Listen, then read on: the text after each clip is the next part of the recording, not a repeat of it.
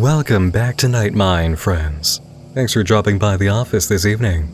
Tonight I want to pick up an old habit we had for a bit that I know we both enjoy. Digging through my case files.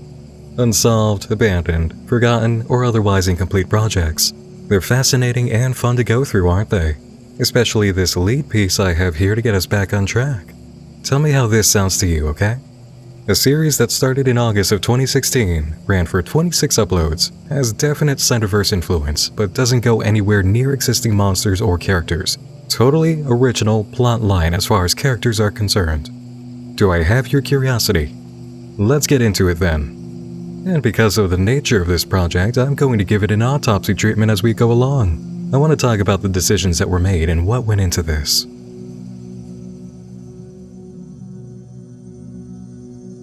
As stated, Chip Time is a channel that appeared in August of 2016, and it had a short but active lifespan of 2 years, uploading 26 times before suddenly stopping on February 26, 2018. There's no information in the About tab, no external accounts that can be seen in video descriptions, and no info in the tags.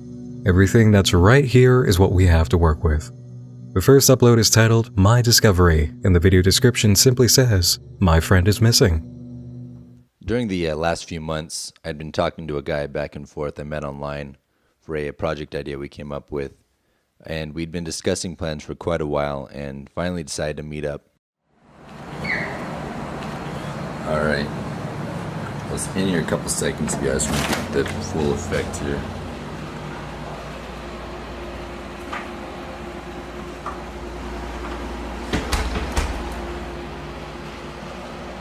Talking for a while about working on a project, but I don't know if this is part of it or, and no one's here either.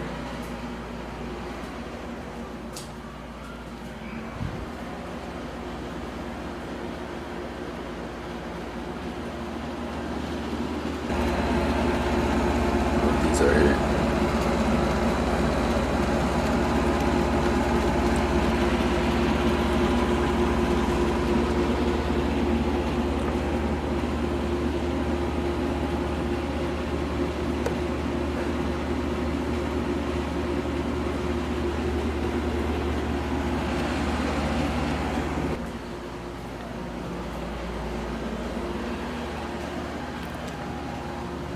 Like the bedroom that's I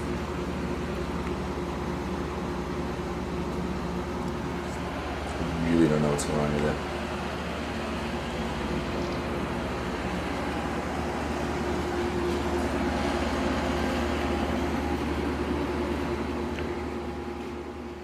A few minutes after I finished recording there, I found the hard drive he wanted to give me, but I couldn't find anything to do with the project we were talking about.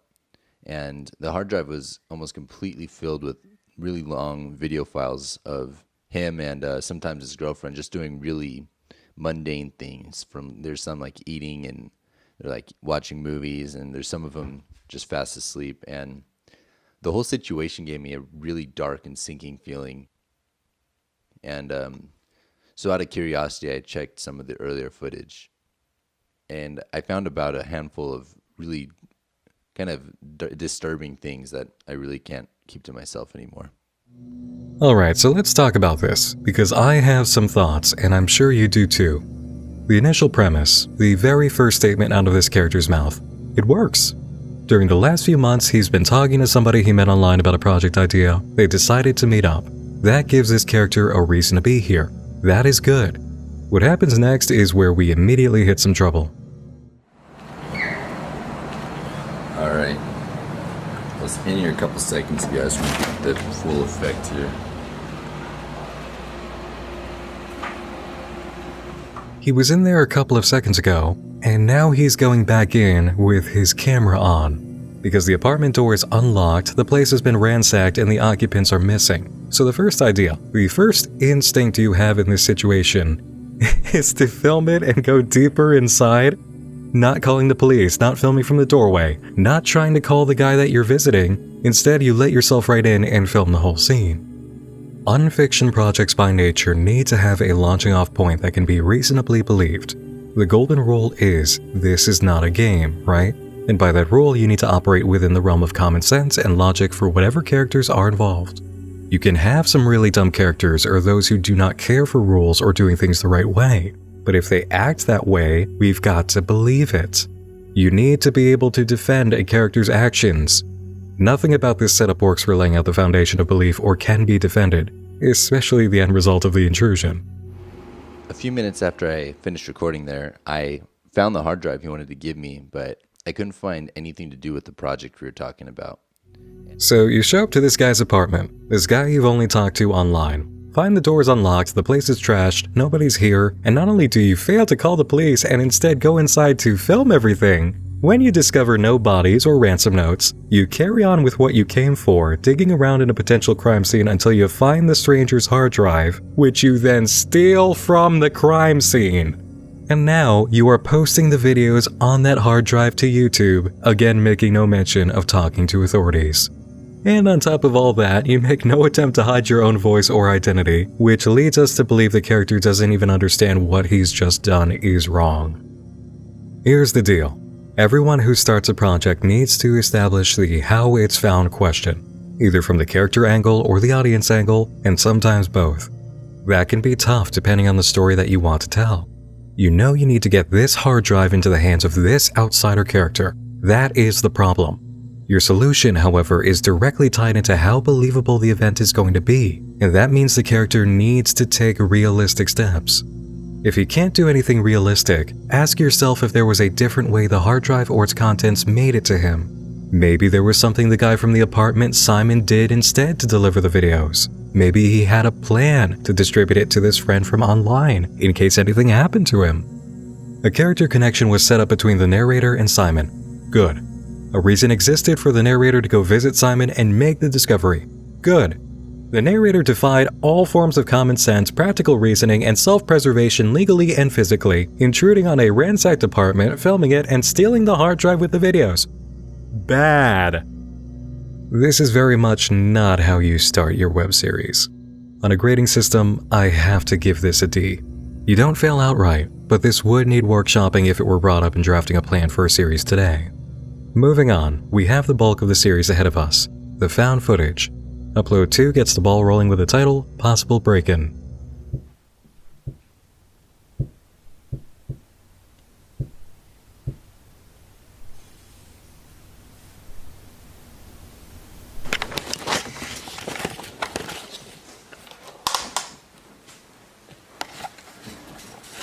Hello?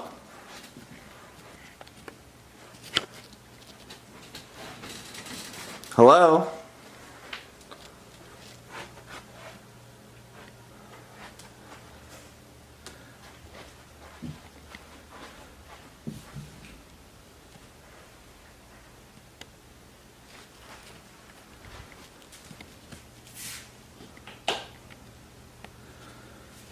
Looks like there's like some glass broken on the floor here. Do you think someone was in here? No. Should we call someone or? I don't know. No, let's see, let's just check the... Well, the door's locked. But did you leave that one open though? I might have. I mean, we barely closed it. And I mean, do you think anyone can get over that wall there? No? I don't know.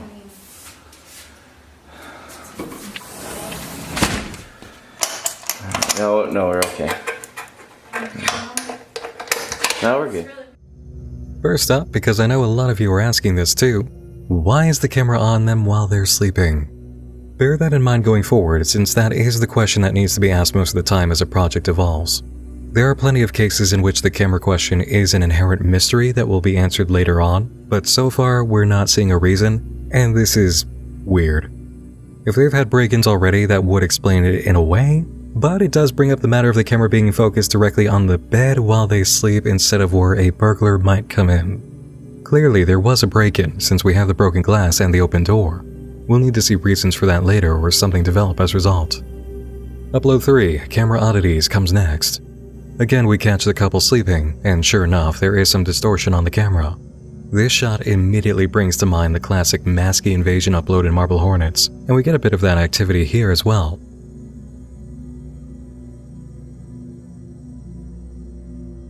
I'll admit, I like the way they did this one. It gives us an immediate sense that whatever showed up isn't very physical, and while we have seen this sort of thing before, it's unique enough to work and provide a sense of why the camera might be on. Now, upload 4, Chip Time, the reason for the title of the series. The description reads, footage of a game Simon has taken interest in.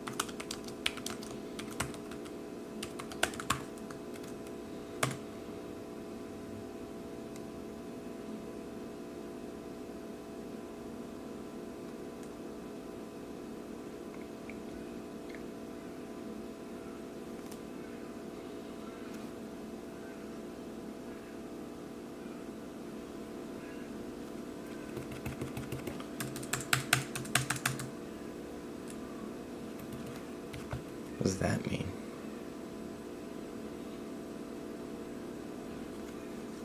It's not letting me exit.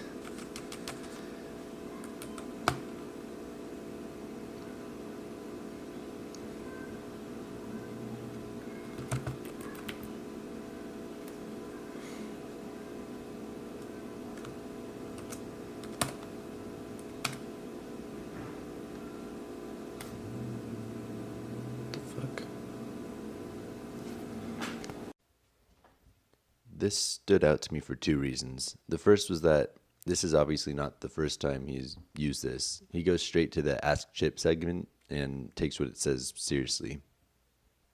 The second was that the title of this game can be seen on a floppy disk in the living room when I went into his apartment, and it could be nothing, but it was his game, but it still feels off. And as of now, this is everything that I found, but I plan on digging through these files more and really figuring out what's going on here. And here is where we see some promise.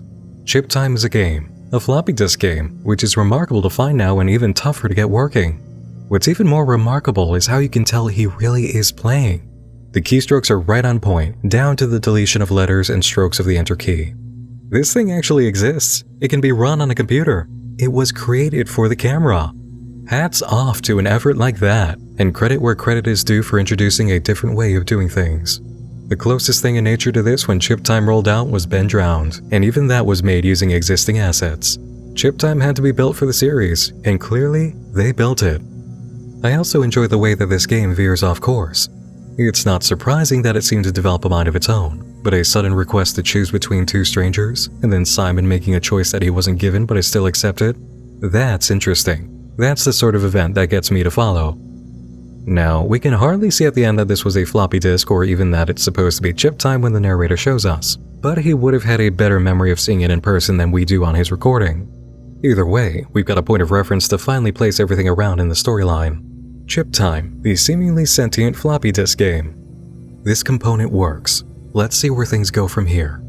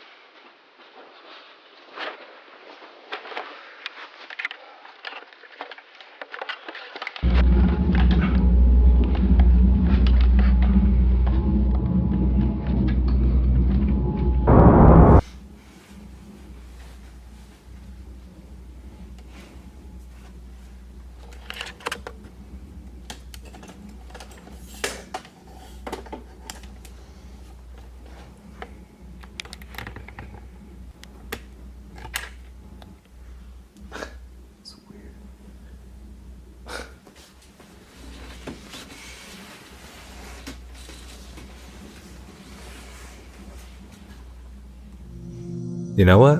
This one works for me too. Again, we don't know yet if the question of the camera pointing at the bed is ever going to be answered, but I like what we're shown here. Usually we have a genuine physical presence for monsters in the room, and that alone wakes up the character. Instead, this shadow person approaches, distorts the camera, and then seems to push it off the tripod without touching it, which is totally new. When that camera lands, that's what wakes Simon up. And when he grabs the camera, we can see more of the shadow person in the background, which Simon clearly cannot see. What's more, this thing is casting a shadow of its own. In some way, it is physical. It just can't be seen without the camera.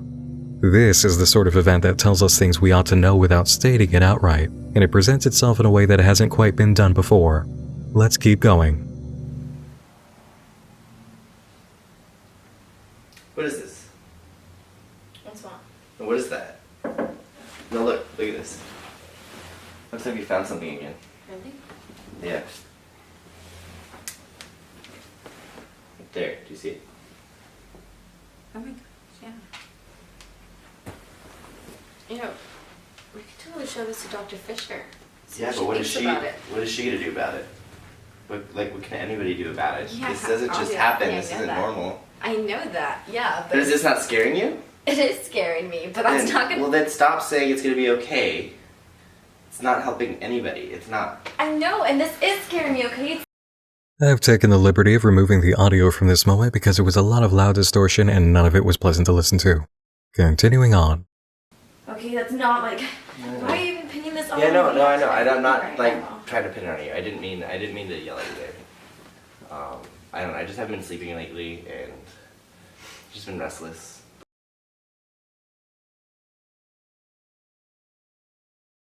Her perspective on it. Okay, I'll do that. No, we can't just... Yeah, so... No. It's gonna be okay, you know? No, I love you. That's right. Do you want more coffee? Yeah, I'll I get some more just brewed coffee. some up right now. Yeah.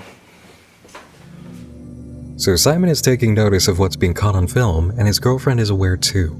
There's also apparently a third character, Dr. Fisher. No idea why she's involved, but I suspect we'll get to that. Distortion on the video is par for the course, and so is this moment. I feel neutral about this upload. Moving on. Lately, I've been noticing that Simon has spent a lot of his time driving around for no apparent reason. He uses his phone or his camera and searches different parks and buildings and then just leaves. I mostly ignored those videos, but this recent one stood out. This one does stand out, but we're going to do some jumping around ourselves to save time. Simon comes across a trail with some discarded clothing and rusted old bicycles leading up to this. He examines the entrance a bit after going inside and then ventures further, turning on a flashlight. Simon stops at one particular point and apparently sits there for 30 minutes. When the video continues, there's a hit of distortion, and Simon seems to make his way back through the tunnel as the camera glitches out. When he exits, a lot more than 30 minutes have gone by. He goes up to the top of the structure, examines the area for a bit, and then drives home. This is some clear time dilation Slenderman series stuff. Now, Slenderman doesn't exactly own the concepts of losing track of time like this or being transported through major stretches of time, but it's definitely old hat, and so is the idea of experiencing this sort of thing at cool abandoned places. I don't hate it, but I'm not very enthusiastic about this upload, and none of this is new. The next one, Disturbance, is another bed footage episode, but I like the flow of events here more than previously.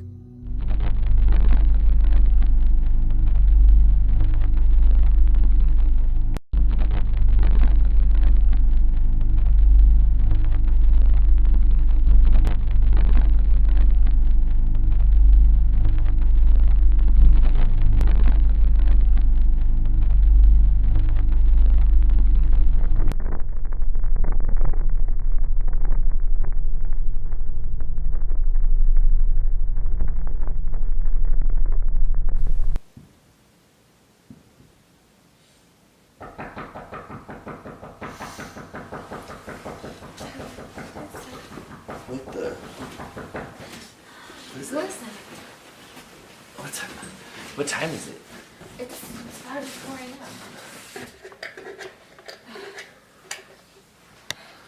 Look at that crate. I have no clue. But you heard that, right? Yeah, I heard that.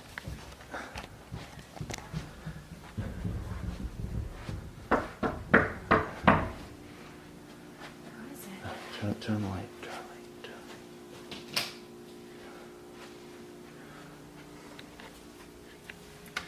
Who is that?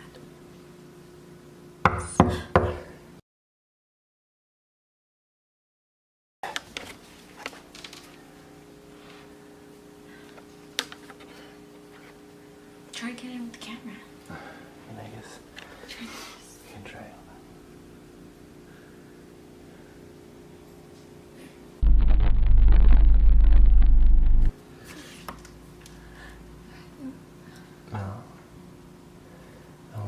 It looks like he left though. Like, yeah. Okay.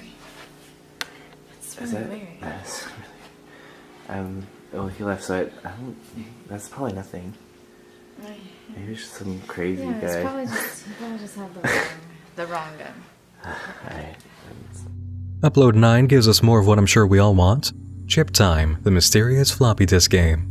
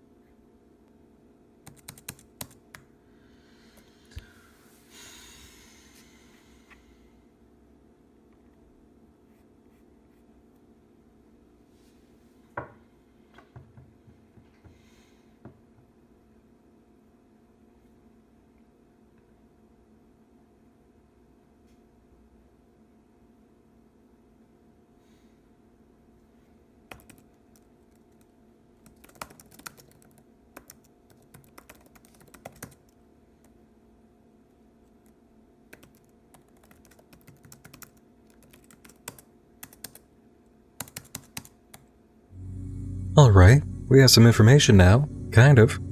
It's vague, cryptic, threatening. The usual. A hierarchy. Provocation. Yeah, there's something more than a late 90s homebrew game going on here. Clamber software is a new touch, and we have a better sense now that chip time involves a process, if the conversation about extraction is anything to go by. I both do and don't like this. I like it for the information and progression that it offers, but don't like it for the standard cryptic non-answers that have been the default responses from antagonistic forces in projects like these for way too long. Delivering information that's rewarding and compels more questions without giving the whole game away or being a spoopy ARG man is a balancing act, and there were some missteps here, but altogether, things are moving. Well, sort of moving. I can get you through the next 5 or so uploads just by summary. Upload 10, the red gate. Simon drives to a trail at night that has a red gate. Someone with a flashlight comes along and asks what he's doing, then says that he thinks he's seen him before. Simon says he doesn't know, and then the man carries on. Nothing else happens. Upload 11, Jill alone. The girlfriend, Jill, is caught on film checking the door after hearing a noise that we don't catch ourselves. She finds a note has been passed under her door, so she opens the door to see if she can spot anybody. No one is seen, so she decides to call Simon. In the midst of some distortion, a pair of eyes can be seen in the doorway. I like this. It's a nice touch. Upload 12, Return to the Red Gate. It's exactly what it sounds like. Simon avoids the guy with the flashlight this time, who we know shouldn't have appeared at random chance like this. The screen is distorted in red. He follows the man and then tackles and beats him. Simon runs off, drives home, and sits on the edge of the bed contemplating his actions. Upload 13, Paranoia. The video opens with filtered, distorted music, a hallmark of a very popular Slender Man web series that we've all seen. Despite being a bit too obvious about that inspiration, I actually like this upload. The light camera distortion gives us a nice touch of paranoia ourselves as Simon walks around the apartment and plays hide and seek against an invisible knocking intruder.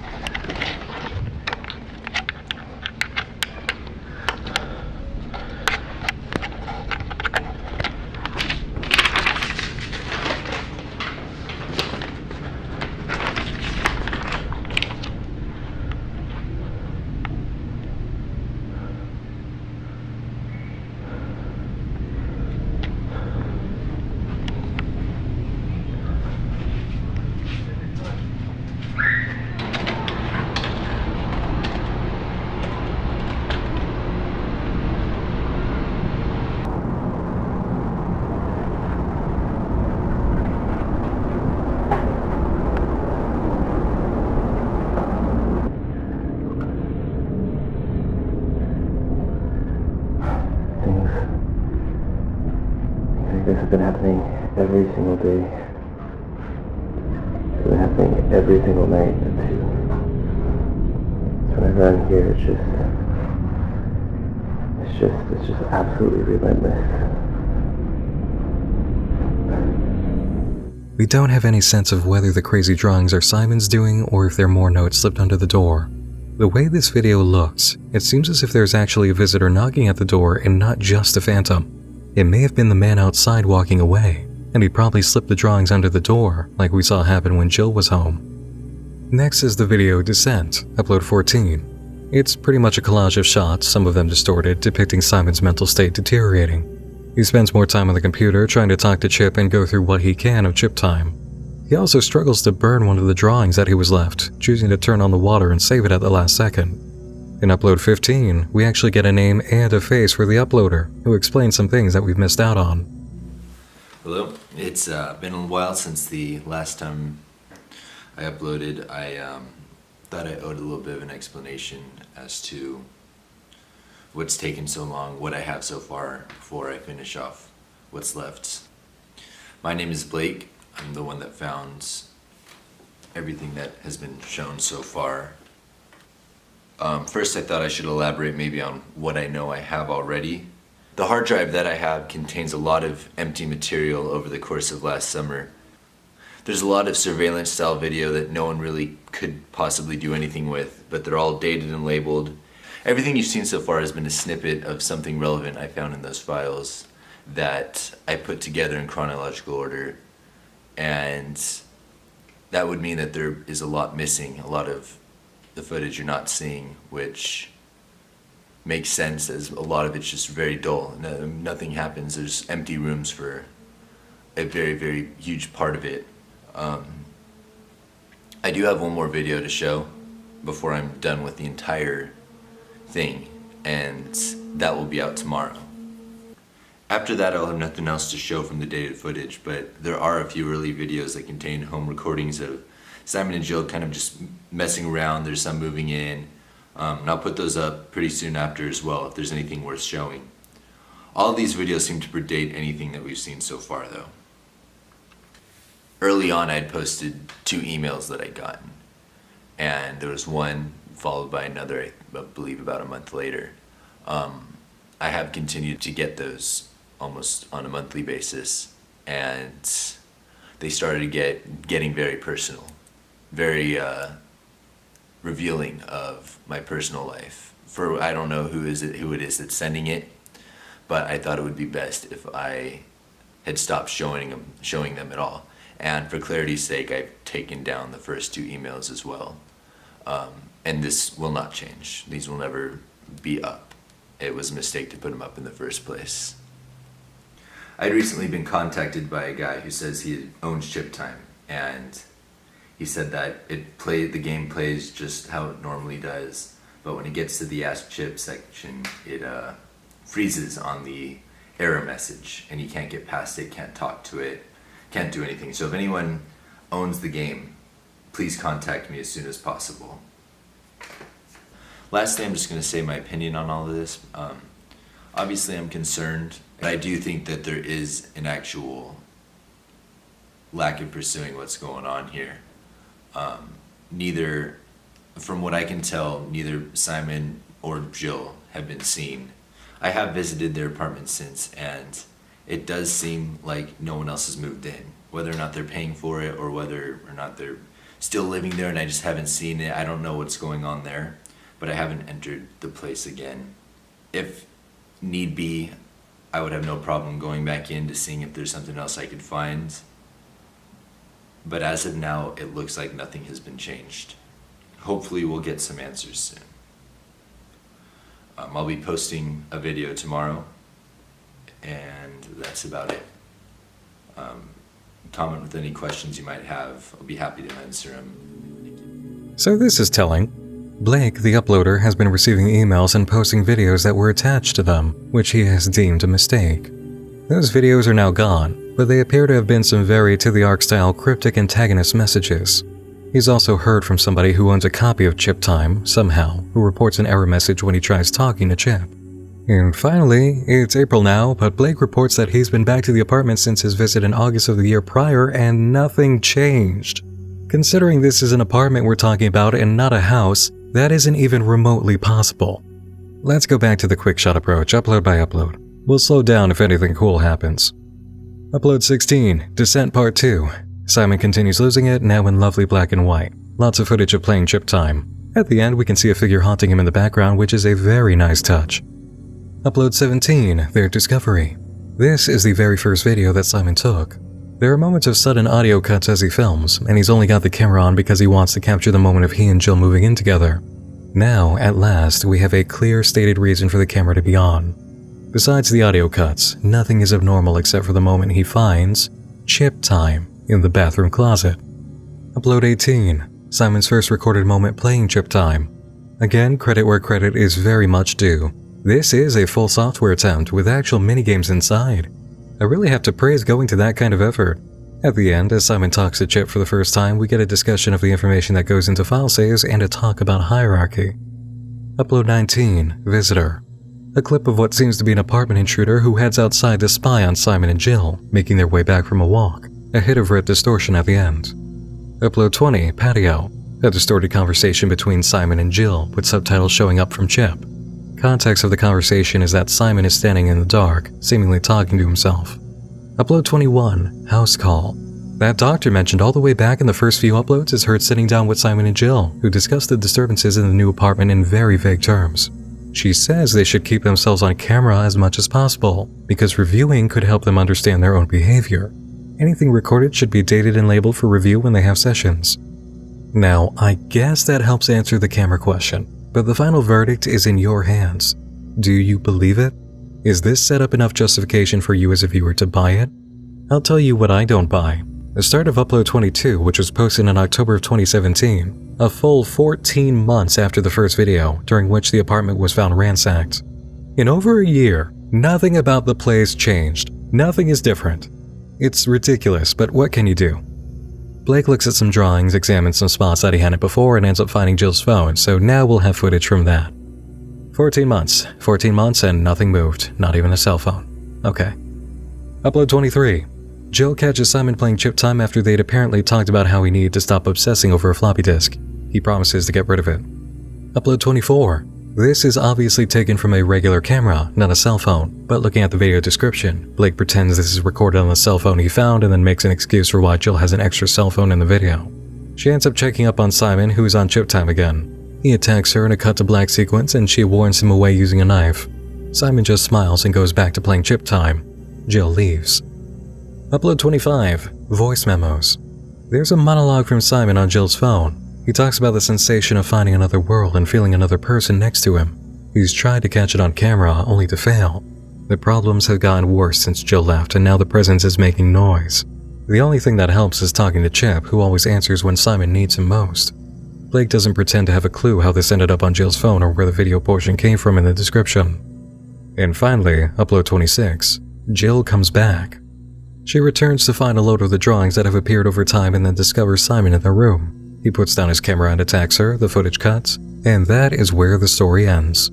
February 26, 2018. So, what is there to say now? Chip time is... Okay. I think, for all the missteps that it had, there was definitely something here.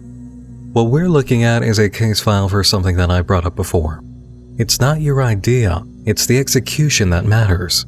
We had a good idea in this project. The execution is where I have to take away all the points that I'm deducting, and much of them due to failure to make sure the content meets the most fundamental standard of unfiction. Make me believe. Under a lot of conditions for unfiction, there are going to be aspects of life you've got to turn a blind eye to for the sake of belief. But if you do your job right, they'll only come to you after the viewing experience, not during. I can't believe in the premise of chip time outside the existence of the floppy disk itself and the apartment haunting. The constant camera surveillance, the entire setup for finding the videos, the straight-up ridiculous return to the apartment and discovery of Jill's phone over a year later, I can't believe in any of that. I wasn't made to believe. I also feel as if there are some story ideas at play here that weren't really fleshed out or were included without a sense of where exactly they were going, spur-of-the-moment writing, as it were. For instance, how many of you already forgot that there was a side story involving an abandoned building and a red gate? Easy to forget about that, right? Now ask yourself, where was that even headed? Where did the idea even come from for Simon to engage in any exploration in those places? We never saw him receive a reason, and Blake sure couldn't offer one either. And when it came to moments of distortion like those we saw when Simon hid from the flashlight man in the beginning of Paranoia, come on, friend. You know you don't need to copy the tropes, especially when they're still so fresh. The drawings get lumped into this group, by the way, although I'll give some credit for the amount being delivered by the other people who seemed affected by chip time. If they were all crazy moment drawings made by Simon, that wouldn't fly, because we all know exactly where that idea comes from. The knocking and the monster related to chip time was good though. I really appreciated that. Those moments during which we could see the creature and Simon couldn't, and the hide-and-seek game of knocking that just kept coming closer, that's how you provide engaging, entertaining elements while striking new ground. I'm glad those videos related to emails Blake received went away, because if they were still up and they looked any closer to the sort of to-the-arc knockoffs I've seen before than they already do just from those previews, I'd have a whole bone to pick about that. Blake's character would have been arrested by now. Honestly. It's true. You all know he would have.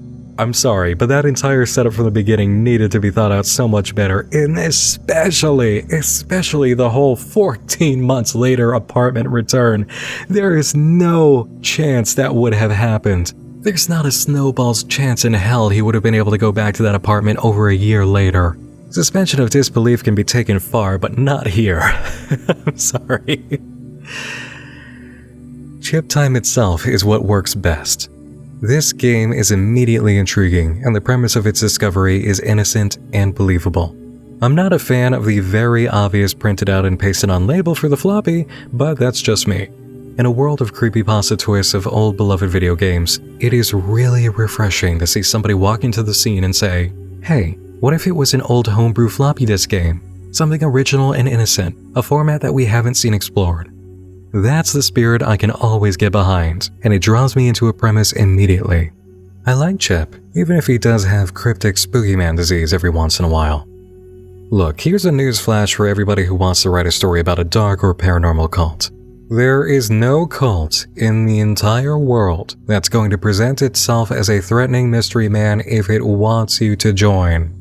Cults only pull in followers because they present themselves as being know-it-all gateways to the truth and that they have the answers for you right here, right now, making the complicated seem extremely simple. They do not operate in cryptic vague nonsense, and they definitely don't drop off their haunting hour doodles as a pamphlet for hopeful future members.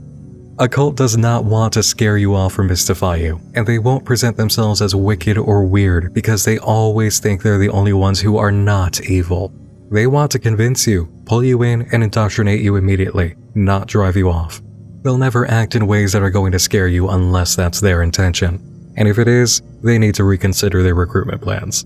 So as far as the cult or zombie herd surrounding Chip goes, it could certainly have been done better as well as Chip's method of info delivery.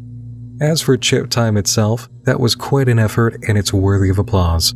You get a thumbs up for actually making that software and typing everything in for the camera. That was excellent. You made me believe, even if it does make me ask where Simon got the devices necessary to read a floppy in 2016. I like the idea of chip time, I really do. There is undeniably something here, and it is promising. I think with more time spent in the shop writing this out, planning it, and really going for the believable factor, it would have drawn a crowd. I can't take away points on effort either. Everyone in this series is honestly trying, and they seem to be enjoying the project. A bit more guidance and carefully aimed execution is all this really needed. That's it. And for what it's worth, take a look at these 2 comments on the last upload. There were only 48 views on this video at the time I checked in, and yet these 2 out of the 67 subscribers for Chip Time were here wishing for more, and I think that really underlines my sentiment. Despite any missteps, there is something here, and that something was worth making this series for. Despite any believability factors I've cited, these 2 sure do believe in Chip Time. If you've enjoyed this return to my case files and haven't already, subscribe to me here and tap that bell icon so you never miss another Nightmind upload. This is only the first of many case file videos I want to make this year. There are plenty of untold and undiscovered stories out there, and I always feel my best when I'm here sharing them with you. The good, the bad, the great, the terrible, and everything in between. Subscribe and hit the bell to make sure you're notified when the next uploads arrive. Major thanks go out to my supporters on Patreon who not only keep this field alive and myself on the air, but do get their names in the end of all major videos and have access to exclusive Nightmind uploads. You can sign up today for literally just $2 a month and get access to over an hour and 20 minutes of Patreon accessible content. And that's not even counting project videos like my behind the scenes work on last year's House of Leaves. Every Patreon donation helps empower the channel and keep it running. And if you're feeling generous, I've got higher tiers with new descriptions that reflect the changes my Patreon has undergone in the last year. Stick around to see the names of all these awesome creatures of the night. And if you've got $2 hanging around and an interest in seeing exclusive content, why not join them? As for socials, you can catch me at the following. Feel free to check in anytime. I'll be glad to have you. And that's it for now, everyone. Thanks for joining me in the dark again this evening. Once more, I'm Nick Nocturne, and I'll be seeing you again to go through my case files real soon. Until then, sleep tight.